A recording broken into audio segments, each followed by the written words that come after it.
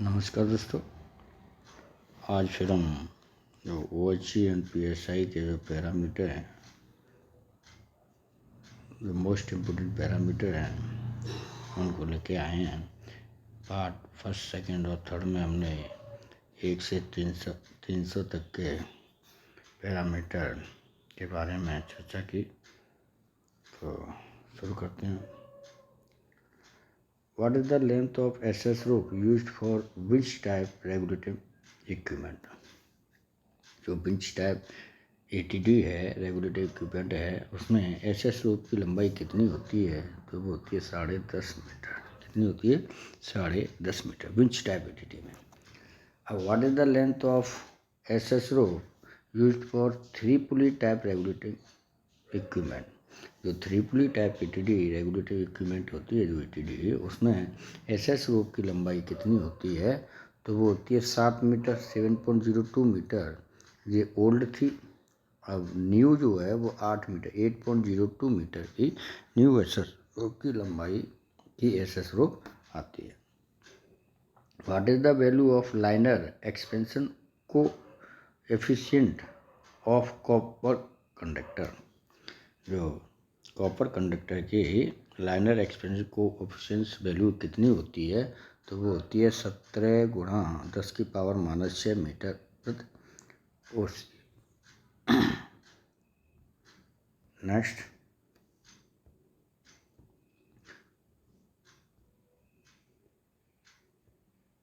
What is the maximum tension length for regulated OHE? Regulated OHE में जो अधिकतम tension length होती है वो कितनी होती है? तो वो होती है 1500 metre. 1500 metre. What is the maximum tension length of unregulated OHE? Unregulated OHE में कितनी होती है? तो वो होती है 2000 मीटर। कितनी? 2000 मीटर।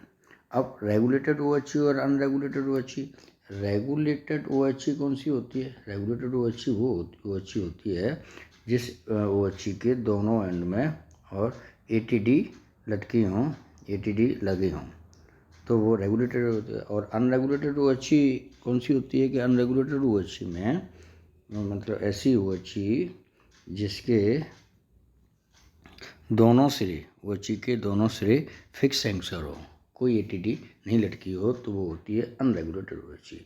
एक सेमी रेगुलेटेड OHE होती है। सेमी रेगुलेटेड OHE क्या होती है? कि OHE के एक सिरे पर ATD और दूसरा सिरा फिक्स एंकर होता है, तो ये सेमी रेगुलेटेड। तो रेगुलेटेड OHE मेन लाइन पर प्रयोग की जाती है, अनरेगुलेटेड OHE यार्ड में प्रयोग की जाती है, और सेमी रेगुलेटेड OHE भी यार्ड में या कभी कभार मेन लाइन पर भी यूज की जाती है। What is the tension given to the catenary of convention type unregulated OHE? जो unregulated type OHE, conventional type OHE जो होती है, उसमें कैटेनरी में कितना टेंशन देते हैं? तो कैटेनरी में कितना देते हैं? 1300 kg। कितना? 1300 kg। और what is the tension given to the contact wire of conventional type unregulated OHE? Conventional type unregulated OHE में जो कॉन्टैक्ट वायर होता है उसमें कितने देते हैं? तो 1700 kg। और टोटल कन्वेंशनल टाइप जो अनरेगुलेटेड OHE होती है उसमें टोटल टेंशन कितनी होती है? 3000 kg। जबकि रेगुलेटेड OHE में कितनी होती है? 2000 kg। रेगुलेटेड OHE में जो 2000 kg होती है उसमें से 1000 तो कॉन्टैक्ट वायर में होता है और 1000 कैटेनरी वायर में। और जबकि अनरेगुलेटेड OHE में क्या होता है कि कैटेनरी में तो होता है 1300 kg और कॉन्टैक्ट में होता है 1700 kg।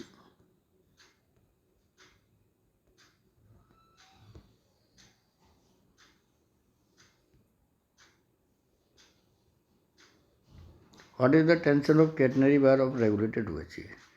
रेगुलेटेड OHE के कैटेनरी वायर में कितनी टेंशन होती है? तो मैंने बताई थी 1000 kg। What is the tension of contact wire of regulated OHE? Regulated OHE की कॉन्टैक्ट वायर में कितनी होती है? तो 1000 kg। टोटल कितनी होती है रेगुलेटेड में? 2000 kg। What is the total tension on tramway type OHE, जो ट्राम्बे टाइप वॉची होती है उसमें टोटल टेंशन कितनी होती है, तो ट्राम्बे टाइप में होती है 1250 kg। कितनी? 1250 kg। What is the total tension on regulated OHE? Regulated OHE में टोटल टेंशन कितनी होती है, तो 2000 kg होती है। कितनी होती है? 2000। What is the maximum tension of unregulated OHE? Unregulated OHE में जो मैक्सिमम टेंशन होती है वो कितनी होती है? 3000 kg। कितनी? 3000 kg। What is the tension provide in anti creep wire? Anti creep wire जो लगा होता है उसमें कितनी टेंशन होती है, तो एंटी क्रिप वायर में होती है 1000 kg। ये क्वेश्चन भी एक JEE के क्वेश्चन पेपर में आया था। ये एंटी क्रिप वायर में कितनी टेंशन होती है, तो कितनी होती है? 1000 kg। What is the tension provide in cross feeder wire? जो क्रॉस फीडर वायर होता है उसमें कितनी टेंशन दी जाती है, तो वो होती है 400 kg। कितनी? 400 kg।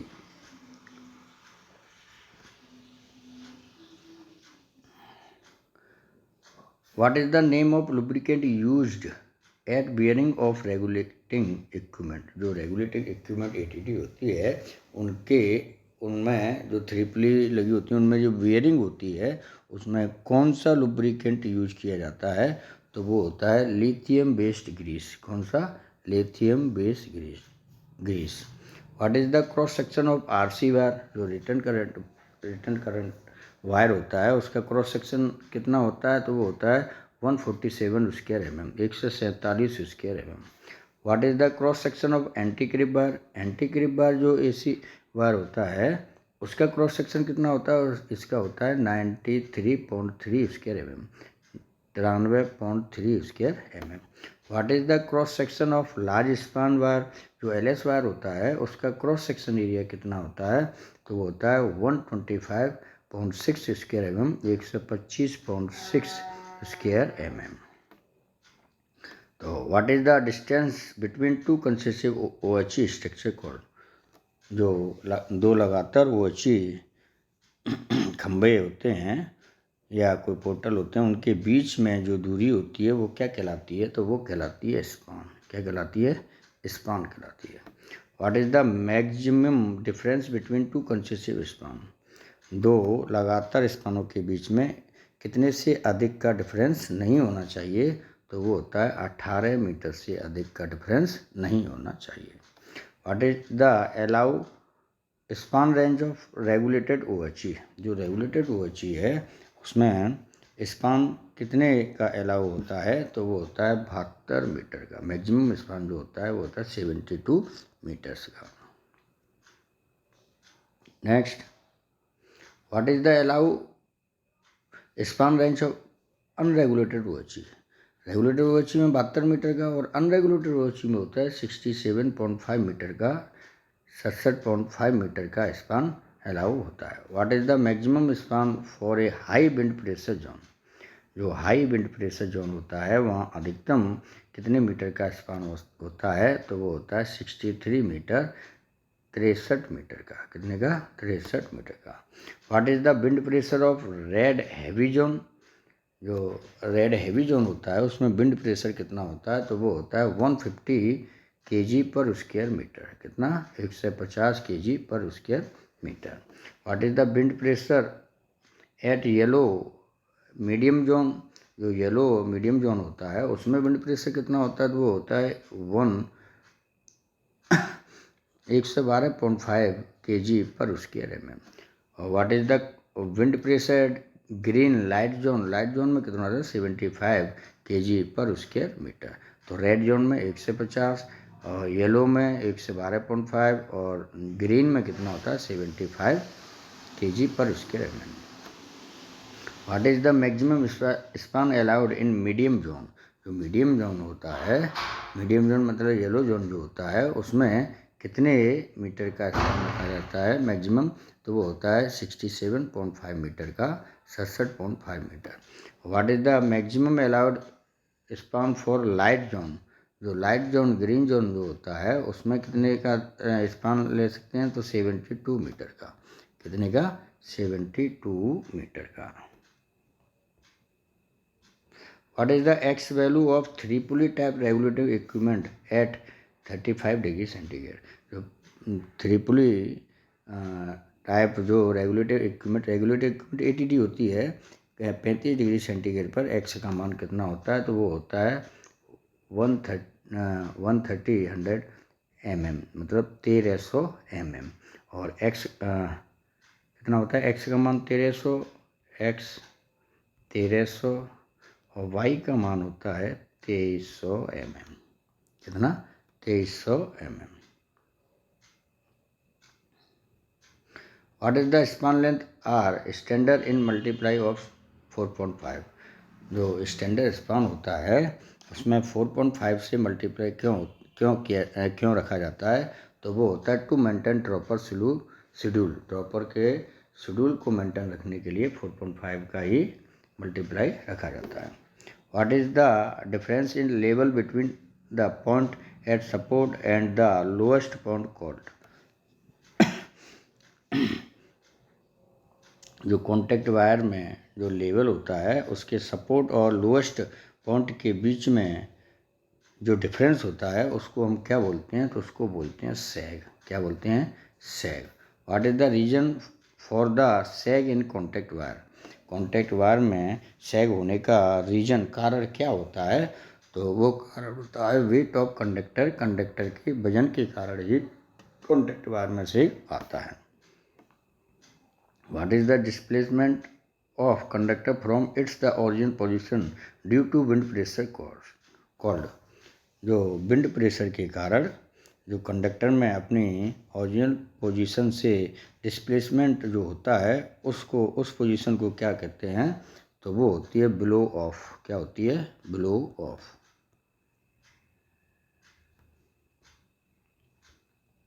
What is the maximum tension strength of cadmium copper. जो कैडमियम कॉपर की जो मैक्सिमम टेंशन स्ट्रेंथ कितनी होती है, तो वो होती है 63 kg पर स्क्वायर mm। कितनी, 63। और what is the maximum tensile strength of electrolyte copper. Electrolyte copper की टेंसाइल स्ट्रेंथ मैक्सिमम कितनी होती है, तो वो होती है 42 kg पर स्क्वायर mm। कितनी, 42 kg पर square mm।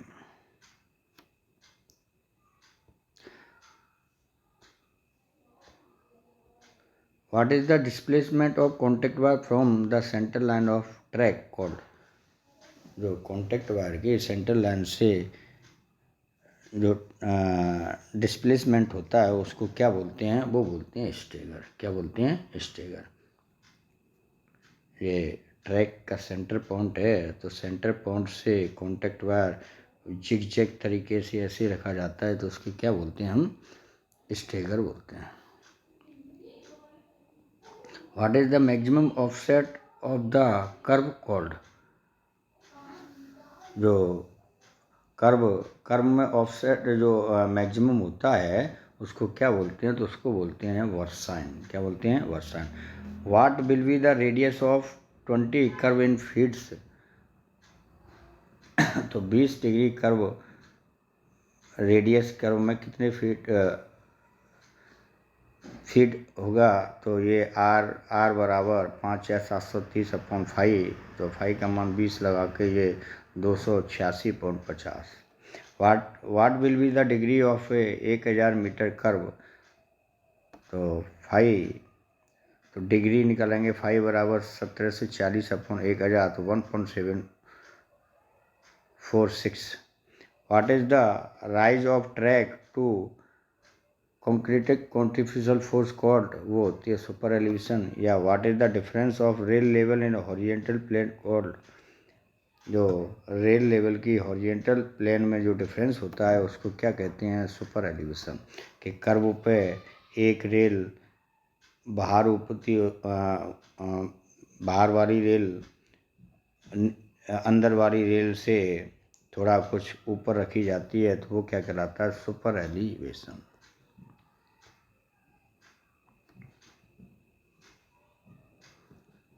What is the maximum relative gradient of contact wire in two adjacent span on mainline। mainline पर जो लगातार स्पानों के बीच में जो रिलेटिव ग्रेडियंट रखा जाता है वो कितना रखा जाता है, तो वो होता है 1.5 mm।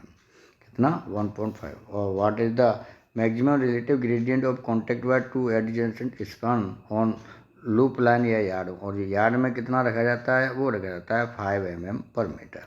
ये तो रिलेटिव ग्रेडियंट, और ये ग्रेडियंट होता तो मेन लाइन पे हम 3 mm पर मीटर रखते हैं, और लूप लाइन में हम कितना रखते हैं 10 mm पर मीटर। तो ग्रेडियंट 3 मेन लाइन पर और रिलेटिव 1.5। ऐसे ही लूप लाइन में जो ग्रेडियंट होता है वो 10 mm पर मीटर, और जो रिलेटिव होता है वो 5 mm पर मीटर।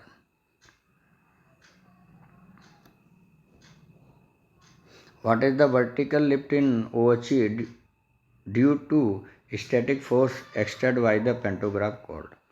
जो OHE में स्टैटिक फोर्स के कारण जो पेंटोग्राफ पर वर्टिकल लिफ्ट होता है उसे क्या बोलते हैं, उसे बोलते हैं पुश अप। क्या बोलते हैं, push. What is the wave motion in contact wire due to force exerted by the pantograph under running condition, तो जो होता है oscillation. What is the standard implantation value for a tangent track, tangent track पे जो standard जो implantation की value होती है वो कितनी होती है, पहले 2.5 थी, अब 2.8 होके अब 3 मीटर, मेन लाइन में कितनी कर दी है 3 मीटर, वैसे 2.8। What is the minimum implantation on platform, platform पर जो मिनिमम इम्प्लांटेशन रखा जाता है वो कितना होता है 4.75 मीटर, कितना 4.75।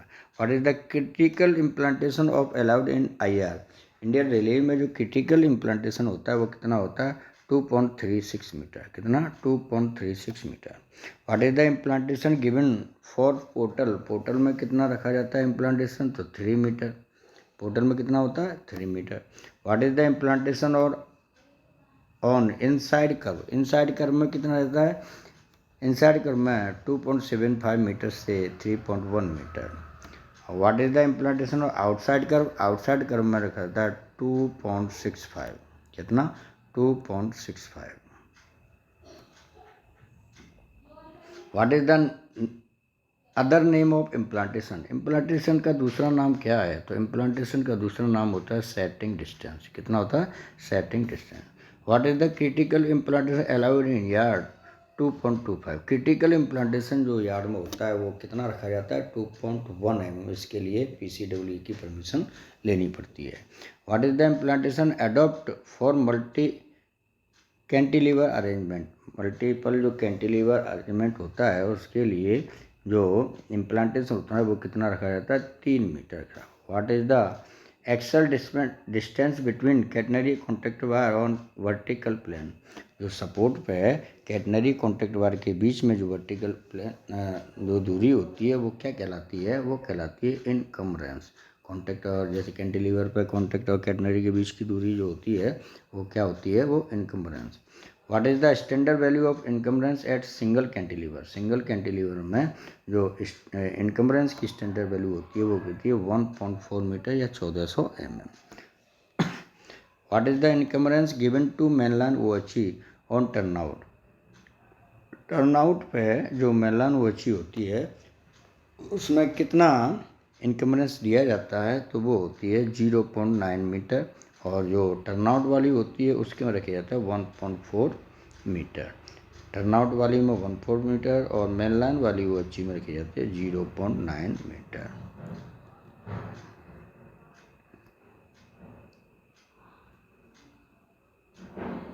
What is the clearance between the OHE at turnout location, जो टर्नआउट पर OHE जो टर्नआउट और मेनलाइन की OHE होती है उनके बीच में कितना क्लियरेंस होता है, तो होता है 5 सेंटीमीटर। तो मेनलाइन वाली OHE से टर्नआउट वाली OHE 5 सेंटीमीटर ऊंची रखी जाती है। Where do we choose for encumbrance more than 1.4 metre,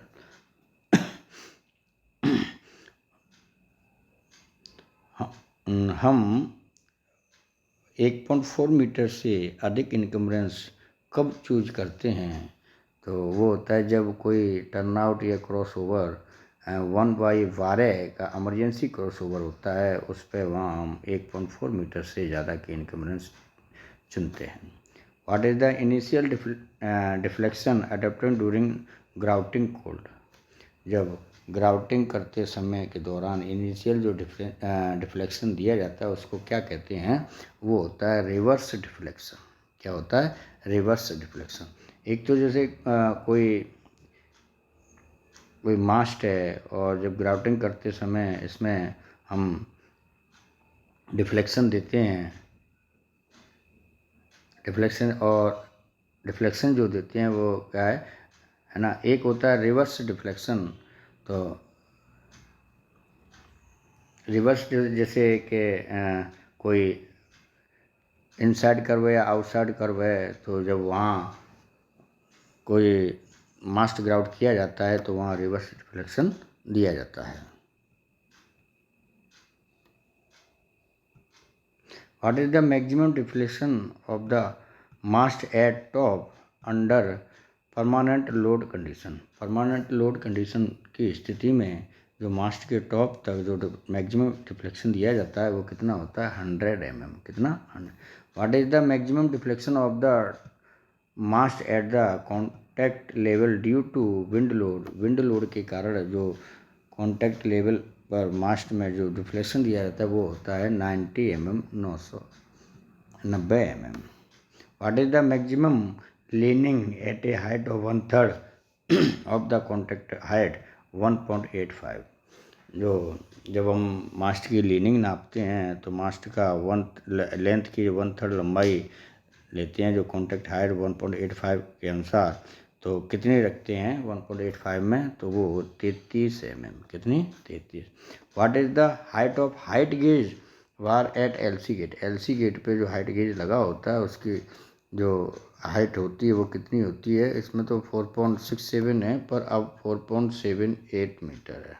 कितनी, 4.78 metre. Next question, what is the minimum static clearance और लूप लाइन? लूप लाइन या यार्ड में जो मिनिमम स्टैटिक क्लियरेंस देखा जाता है वो कितना होता है, 180 mm। और मेन लाइन पर 300 mm। What is the length of mast use to erect OHE? जो OHE इरेक्ट करते समय जो मास्ट यूज किया जाता है उसकी लंबाई कितनी होती है, तो वो होती है 9.5 metre, 9.5 metre. What is the embedded length of mast? जो मास्ट इरेक्ट किया जाता है, जो लगाया जाता है, वो फाउंडेशन में कितने अंदर जाता है, तो उसकी लंबाई कितनी होती है, तो वो होती है 1.35 मीटर। कितनी, 1.35 metre. What is the minimum embedded portion of the mast?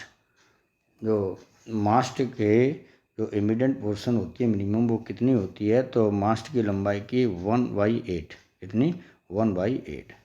What is the immediate length of portal? Portal की इमीडिएट लेंथ होती है, जैसे कोई पोर्टल या मास्ट है, ये फाउंडेशन के अंदर कितना आ जाए वो इमीडिएट लेंथ। मास्ट में होती है 1.35 और पोर्टल में कितनी होगी, 1.45। कितनी, 1.45।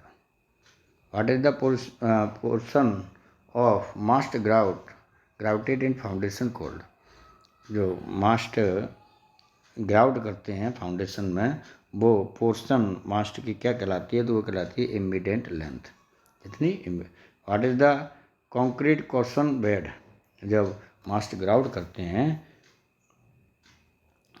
जब फाउंडेशन बनाया जाता है, कंक्रीट का जो क्वेश्चन बनाया जाता है वो कितना, या बेड होता है वो कितना बनाया जाता है, 150 mm का। कितना, 150 mm। What is the vertical distance between rail level and top of the foundation? Rail level और टॉप ऑफ फाउंडेशन के बीच की जो वर्टिकल डिस्टेंस होती है उसको क्या कहते हैं, स्टेप डिस्टेंस। और स्टेप डिस्टेंस को ही हम सेस लेवल कहते हैं। जैसे ये कोई फाउंडेशन है, इस फाउंडेशन में ये मास्ट है, इस मास्ट पे ये जो रेल लेवल है, रेल लेवल से लेकर फाउंडेशन के बीच की जो दूरी होती है वो स्टेप डिस्टेंस या फिर क्या कहलाती है, सेस लेवल। क्या कहलाएगी, cess level.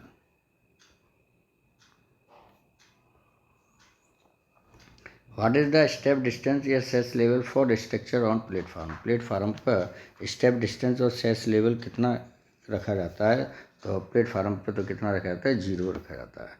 What is the step distance या cess level for regulated OHE? Regulated OHE में स्टेप डिस्टेंस या सेस लेवल कितना, 0.5 मीटर, कितनी 0.5 मीटर। और what is the distance between top and bottom attachment is for stay and bracket tube. जो ST और top fitting और bottom fitting होती है उसके बीच की दूरी मास्ट पर कितनी रखी जाती है, तो वो होती है 2 मीटर, मतलब 1.9 मीटर से लेकर 2 मीटर, वैसे 2 मीटर होती है। What is the distance between to centre line of adjacent track. Adjacent दो एडजेसेंट ट्रैक के बीच की जो सेंटर लाइन के बीच की जो दूरी होती है वो क्या कहलाती है, वो ट्रैक सेंटर कहलाती है। क्या कहलाती है, track centre. What is the minimum track centre required to erect a BFB mast. BFB mast के लिए जो मिनिमम ट्रैक सेंटर रिक्वायर्ड होता है वो कितना होता है, 6.5।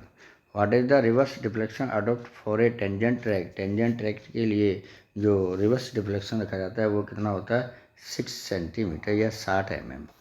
What is the reverse deflection given for structure on inside curve. Inside curve वाले में जो स्ट्रक्चर में रिवर्स डिफ्लेक्शन रखा जाता है वो कितना होता है, +3 सेंटीमीटर या +6 centimetre. What is the reverse deflection given for structure on outside curve. Outside curve के लिए 0 और -6 centimetre. What is the distance of earth level from the outer edge of mast to the embankment called. तो ये होता है shoulder width. क्या होती है, shoulder width. What is the minimum shoulder width required to erect the mast. Erected mast जो होता है उसके लिए मिनिमम शोल्डर विथ कितनी होती है, तो वो होती है 30 सेंटीमीटर। कितनी, 30। What is the minimum shoulder width required to the erected mast anti creep centre and inside curve. Inside curve और एंटी क्रिप सेंटर वाले मास्ट के लिए जो शोल्डर विथ रखी जाती है वो कितनी, 55 centimetre, 55 centimetre. What is the relative stagger of multiple cantilever structure. जो मल्टीपल कैंटिलीवर स्ट्रक्चर जो स्ट्रक्चर होते हैं, कैंटिलीवर लगे होते हैं, उनमें रिलेटिव स्टेगर कितना रखा जाता है, वो रखा जाता है 0। What is the concrete ratio of volume required for main foundation for erecting OHE mast.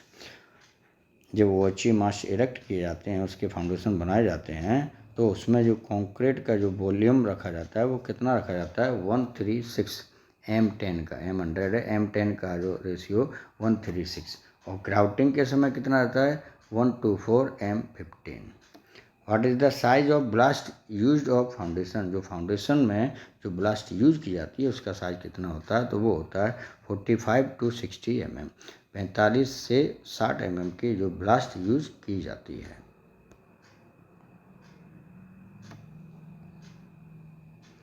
What is the size of blast use for grafting on OHE mast. OHE mast की grafting करते समय जो ब्लास्ट यूज की जाती है उसका size कितना होता है, तो वो होता है 20 mm। कितना, 20 mm। What is the name of apparatus use to leave space for mast during foundation, तो वो होती है mandrel. What is the stagger value of neutral section. Neutral section में स्टेगर की वैल्यू कितनी होती है, तो वो रखी जाती है 0। कितनी, 0।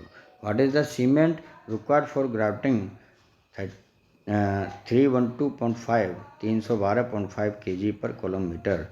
तो 312 kg पर कॉलम मीटर वाली ग्राफ्टिंग करने के लिए कितने सीमेंट की आवश्यकता होगी, तो वो होती है 6.25 बैग्स। कितने, 6.25। What is the cement required for foundation. Foundation करने के लिए सीमेंट कितने रिक्वायर्ड की आवश्यकता होती है, तो वो होती है 4.5 बैग्स। कौन से में, 225 kg पर कॉलम मीटर वाले फाउंडेशन में। What is the soil bearing capacity of loose soil. जो लूज सोल होती है उसकी सोल बियरिंग कैपेसिटी कितनी होती है, तो वो होती है 5500 kg पर square metre. What is the soil bearing capacity of normal soil. Normal soil की सोल बियरिंग कैपेसिटी कितनी होती है, 11500 kg पर square metre. What is the soil bearing capacity of rocky soil. Rocky soil की कितनी होती है, 21500। What is the soil bearing capacity of black cotton. Black cotton soil जो होती है WT, उसकी कितनी होती है, तो वो होती है 8250। कितनी, 8250। What is the soil bearing capacity of black cotton dry soil. इसकी कितनी होती है, 16500। कितनी, 16500। What is the foundation use of BC wet soil. जो BC सॉल होती है उसके लिए फाउंडेशन यूज किया जाता है वो होता है RWBC बाई ANBC, या तो RWBC या ANBC। What is the foundation use of BC dry soil. BC dry soil के लिए कौन सा फाउंडेशन क्या यूज किया जाता है, तो RBC। कितने, RBC। दोस्तों आज हमने जो OHE और PSI के जो मोस्ट इम्पोर्टेंट पैरामीटर हैं उसके पार्ट 4 में हमने 100 क्वेश्चनों के बारे में चर्चा की। आशा करता हूँ ये चारों पार्टों में जो 100 क्वेश्चन बताए गए वो आपके आगामी आने वाली परीक्षाओं में लाभकारी होंगे। यदि वीडियो पसंद आया हो तो मेरे चैनल को लाइक, सब्सक्राइब और शेयर करें।